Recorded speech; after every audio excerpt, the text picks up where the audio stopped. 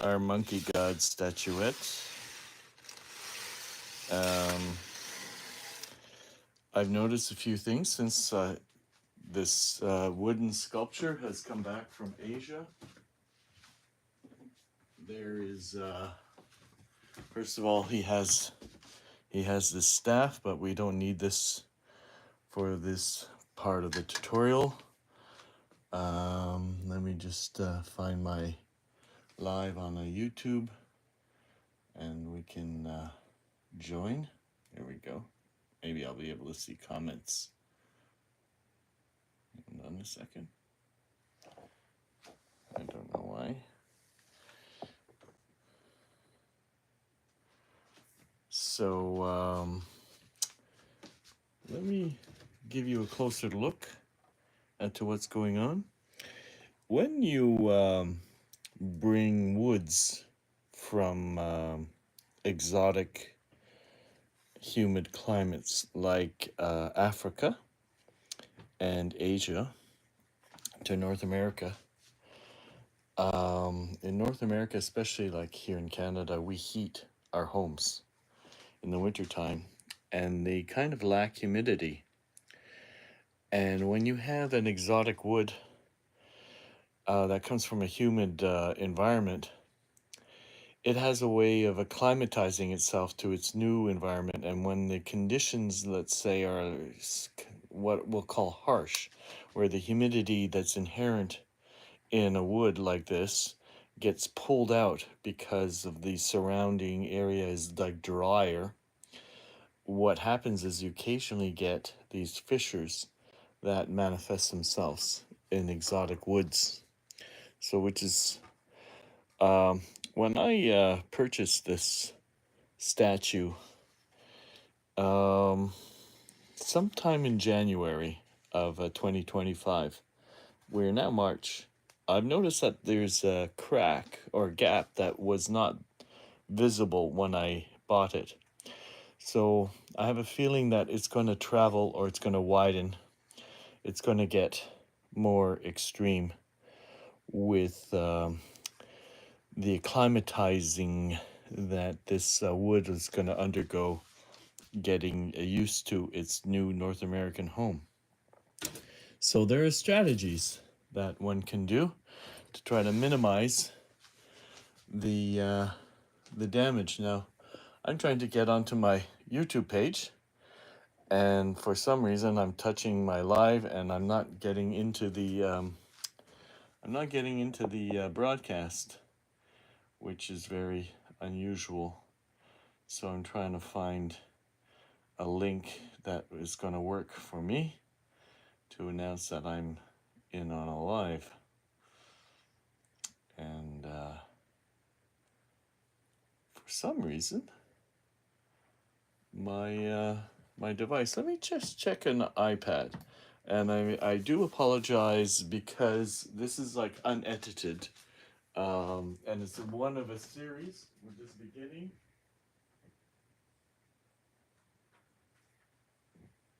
We're just beginning this tutorial. I'm explaining to you my strategy as to how to refurbish the cracks in the statue, and maybe I didn't do the proper setting. I don't know. I don't know why I can't get into my own. Oh, here we go. Maybe I didn't do the proper setting. I don't know. Let me just turn off the volume.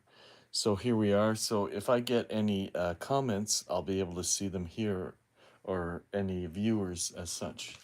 So we'll just put that down there. And maybe we'll see some comments. Okay, so what can one do? Let me get an instrument. What can one do about these cracks here? You see, you can stick a whole needle, a little sewing needle in there.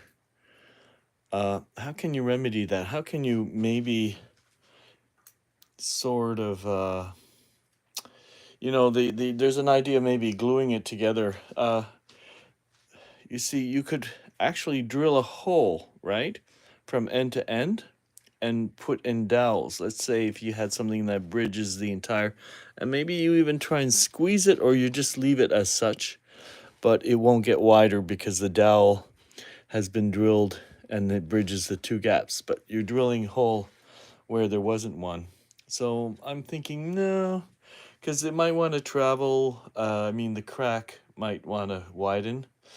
And if it gets blocked from widening here, it might actually snap in a new area.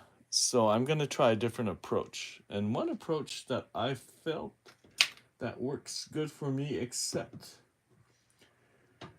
the one parameter is that it needs to stop widening or drying out. And this might be a bit early days. Let's say if I were to fill in the crack, okay? And the material that fills in the crack, it occupies a space and it satisfies for the moment. Let's say, hello, hi Robin, I'm glad that the notification works.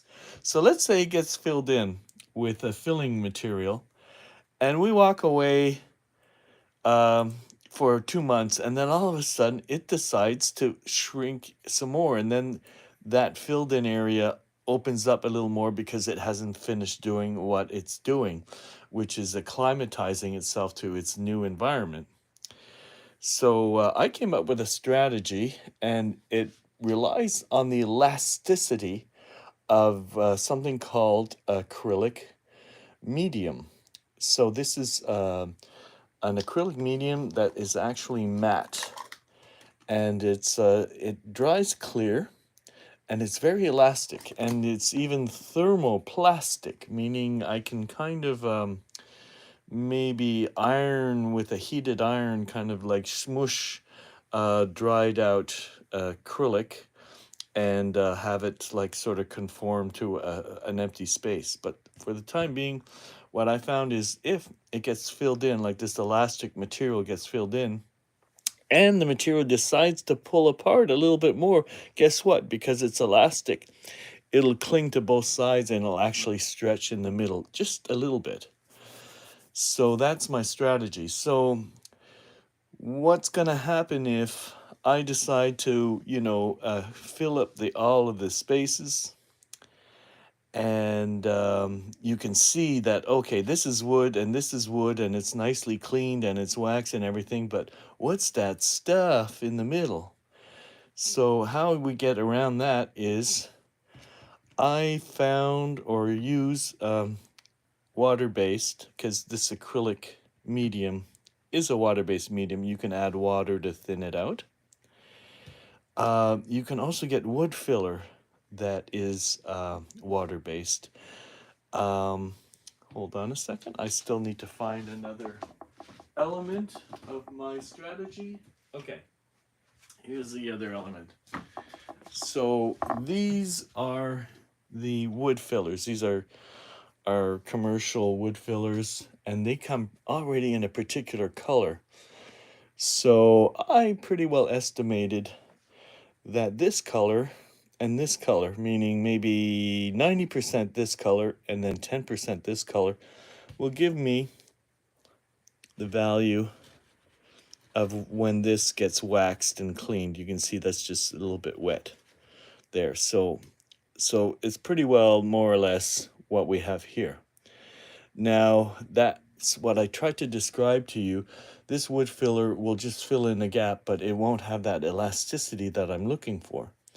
So luckily, we can add that mixture of colored filler to the gel, which will have the same color, but it'll also have that elasticity that if it does decide to travel a little more, it's going to have a fighting chance. And if it does a little more than what, I can always revisit it with new fill-in material that's elastic if it finally stops spreading.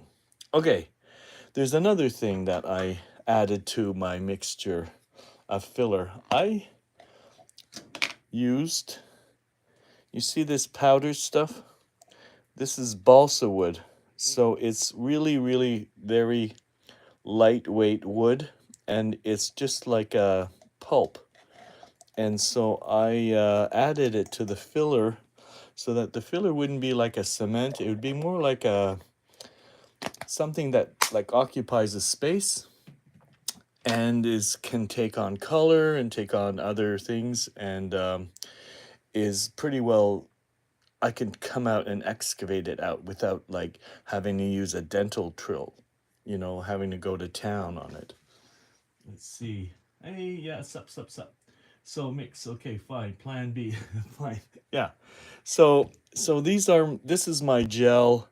See, I've labeled it properly. So it's a mixture of this balsa wood, these water-based filling materials, and then so this constitutes about maybe 60% of what's in here, and the rest is that filling material with the balsa.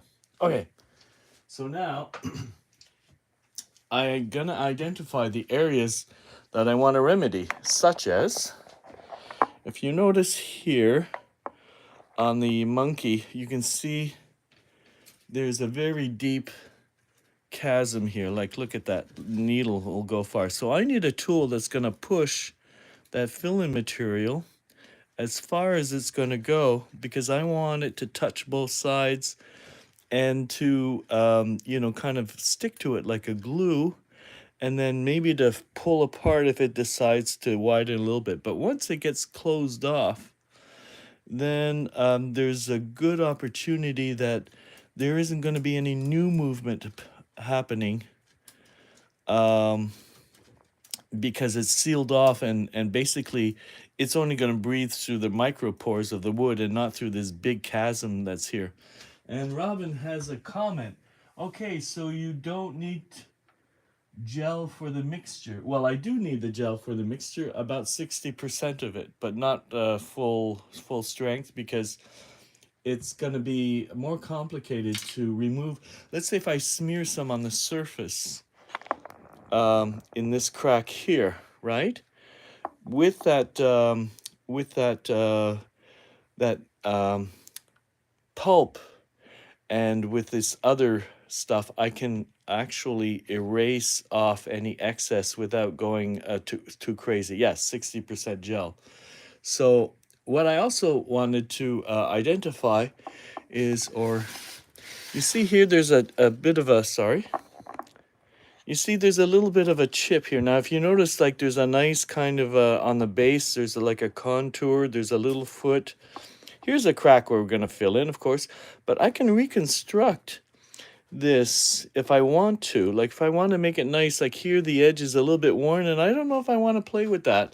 I like the fact that it's a little bit like chewed around the edges, but here's another kind of chip. So why don't I show you an example, because I can, if I don't like it, I can always undo what I'm doing. Yes, so look at, we're opening, like this is a fresh batch. And look at me little spatula. See how it's nice and smooth like peanut butter. So I can just go here, thusly, and then pretty well butter it on, and then try to contour it nicely. But it doesn't have to be super perfect. I can let it dry and then come back and revisit and then do another coat. Or I can try to go to town and just fuss on it, zhuzh it, as it were. Yes, kids, we're gonna zhuzh. We're gonna zhuzh this thing with this fill-in material. So you can only go so far, and then you don't want to overwork it. You see, right now I'm leaving like tool marks, but I'm trying to not leave tool marks. And I only have a few chances, kicks at the can, as it were. So I'm going to leave it at that, because I can wait till that dries, and then I can contour that a little better. But as you can see, it's conformed to the that little indent where it used to be. So why don't we try here? So we're gonna pick up a nice amount in our little, and I think this is working out well in terms of explaining like my approach to remedying these little imperfections, because we have a chance to make it like be its best, right? So why don't we just go to town? Seeing as that we have all of the tools and the materials, and it looks like this little project is lending itself well to a tutorial on camera, where the people who are observing, who know nothing about nothing, can have a basic idea of what's involved in this type of refurbishment. So there's that. Now see, the point is, walk away, because I can come back after it's dry, not before, because if I touch it, it's just going to get messed up. So be happy with that fill in, and then I can come back with new material, and then I can groom it after it dries. Okay, so let's identify, like here, you see there's a chunk around the corner. You see how this, are you doing a full restoration color? And well, I'm trying to make sure that all my fill-ins will blend in with the wood. So when you ask full restoration, you know, it depends on what that means. Full or minimal preservation to stabilize, well, both. I want to stabilize the cracks, and I'm doing some aesthetic improvements, because this is in the back of the statue, right? Sorry, I'm going to back away from the, I'm going to zoom out. Okay. So that little chunk that was there is in the back. So, you know, let's say if I'm being anal and I have an opportunity to rebuild this edge, why not? You know, I could say, okay, well, I decide I don't like it, and I'll take it off and put it like it was before. I can undo it. So it's nice to have that option. And seeing as that I'm already doing stuff, yeah, like the intention was, hey, that was built, that was there, and then it might have hit something, and then it broke off at some point in its history. So I'm saying, oh, what a shame. And I'm playing God here, right? I'm saying, yeah, but I've got the power to put it back like it was when it was new, or when it was freshly minted. It's that simple. It's as simple as that. Let me just get this little bit of extra stuff before it dries. There we go. So we put it back in here. And then when we're not using it, we want to put the lid on, because we don't want our material to dry. And I need a little bit of a Scott towel. So we're not going to go like full restoration tonight, but what I wanted to do is just establish the plan with the materials, the explanation as to why the materials are the materials that I'm using, and then some of the challenges. Now, some of the challenges are here. Let's look in his head. Just a second. Okay, there. You see there's a hairline crack, but it goes deep. And I need to get a tool like this little needle to force that material, that's the gel that's here, inside the crack as deep as it can go. Now I have little spatulas, so it'll get messy. Like I'll have to like scrape, but push, scrape. So that might not lend itself well on camera, but the way that I'm explaining it to you, assume it'll get done at some point. And it might be better job done if I don't do it on camera and explain at the same time. I just focus on doing that. But what I can do is find other easy ones. Like, we're very lucky. Let me just zoom out a little bit. We're very lucky in that there really isn't anything that's like cracked in a way, such as like this arm, you know, it could have cracked and then it could have like threatened to break off. Let me just catch up on the comments. Are you doing it full? No. Back to the original time it was crafted. Yes. Some pieces look better showing age. Yes.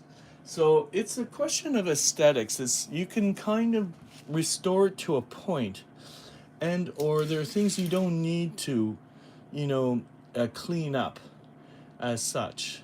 But here, for instance, there's a groove in the wood. Now, is it part of the, like this whole, like a uniform design? Is it like a fold, or is it like a a defect in the wood. Like you see here, this is like a perforation, like it looks like a termite ate into his vest. Now that I can easily fill up, and you know what?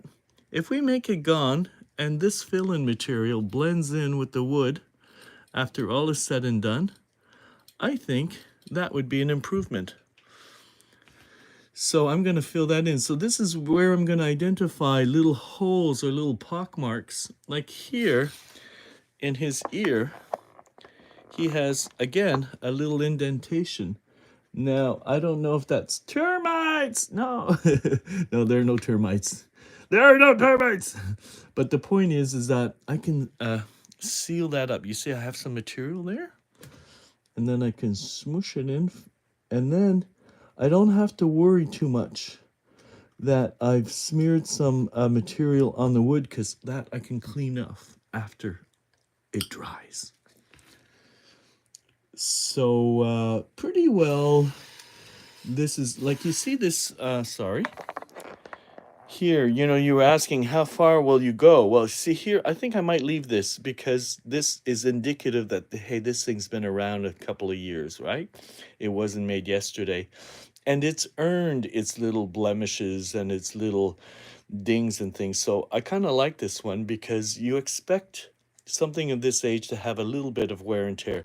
But when it's like a missing gap, I prefer it gone. Like I can imagine it gone, and then my eye is more like when you're looking at the whole ensemble, you just see a base, and that's what its function is. It's supposed to be a base, not something where your eyes say, wait, it's chipped, oh my God. And again, with the crack, your eye is drawn to the crack. So when it gets filled in and groomed and then blended in with the rest of the wood, then your eye isn't seeing the crack anymore, it's seeing the whole ensemble. Again, so I found another little indentation here. We're going to zoom in on it. On the little arms. Here. It doesn't look like it's a fold, but I might reserve that. You see here you have like these, we have these little folds in the sleeve. Now that is not a, you know, a mistake. But here I'm wondering, is it a mistake, or is it like the artist who's like trying to visualize what drapery looks like sculpted in wood? So again, I'm seeing some things here. So it looks like this statuette was painted originally, and then it got stripped of the paint that was on it. So you can see like in his eye, you can see like white paint, and in the crack and other places, like you see a residue of, it used to be painted with something, and then they removed it, which I don't have a problem with. The nice thing is that I can go in and then I can get that extra little bit of paint that's in the little crevices and do that. And it looks like here on the base, again, there's residue of that paint, but there's all this nice color wood potentially. When it gets cleaned off as much as possible, when it gets waxed, it's going to have a completely different, it's going to present differently. It's just going to come up with color. It's going to be interesting. We're going to see the grain. It's not going to look so dry. It's going to look fed, like a good wood that gets waxed. So that's the plan. So I pretty well have my strategy. See this corner that I rebuilt? I kind of like it. You know that I knew what it looked like when it was chipped, and it's not like perfect yet because it hasn't dried and I haven't groomed it, but I kind of already in my mind's eye, like I'm seeing it as a whole, and I prefer that corner reconstructed than left with that little chip on the edge. So I think this pretty well covers this introductory explanation as to what the plan is, the materials we have, the kind of tools, and we will be having version 2 and 3 and maybe 4 till we get to the waxing part, and then we can see the whole, you know, after everything gets filled in and then groomed and then all that kind of stuff. And then hopefully we'll get an end result, and it will be worth the while. The whole point is the exercises. If it ain't worth the while, then why bother, right? So let's turn around because he really does have a very commanding presence. Look at that face. We're giving him his stick. give, give him his stick. Well, he has a stick anyway. There's your stick. But anyway, so he's the monkey god, and he was in Taoism. I think the the principle of Taoism, I think they called him Sifu, which I think is another term for teacher or master. And he was his number one student. He had three students, and he was the primary, like, disciple or his trainee was the monkey god. But that's all I know, based on what I was told, and I might even be wrong. But I'm going to keep looking into this, and we're going to find out more, and we're going to do it together. And hopefully we'll be able to finish this whole thing, and we'll know a lot more about the monkey god. And you guys who may not know anything about wood strategies and wood refurbishment will hopefully go away knowing a lot more than you did before you arrived here.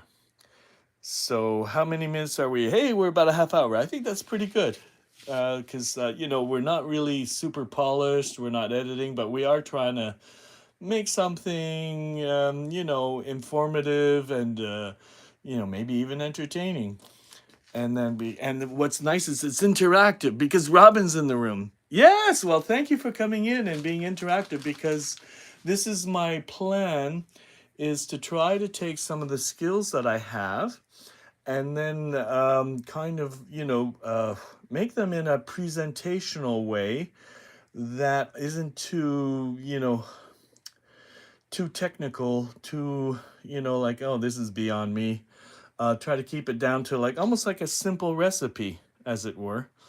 And simple, like if you were icing a cake or something like that, people can relate on different levels. So we'll try and keep it like that. So it's sort of like egalitarian, meaning everybody's welcome to come in and learn something from it. And hopefully we can improve our tutorial skills as this thing progresses, and we'll get better each time we go live. So let's let's leave it there, and let's leave them wanting more. What did Robin say? Thanks for the tutorial. Yes, I try to chat so you don't feel like you're talking to yourself. Yes, no, it really does help. And then sometimes, pardon me, the questions you ask are what somebody else might ask, and then it helps move things along when they're a replay viewer. So it is now about midnight. So I'm gonna bid you adieu. I think we pretty well established the baseline for this little project, and hopefully whoever watches it is going to be invested in the end result. So coming to you from Monkey God, Restoration Central. We will be back with version 2 in the next coming days. Yes, exactly, Robin. Thank you so much. So bye for now.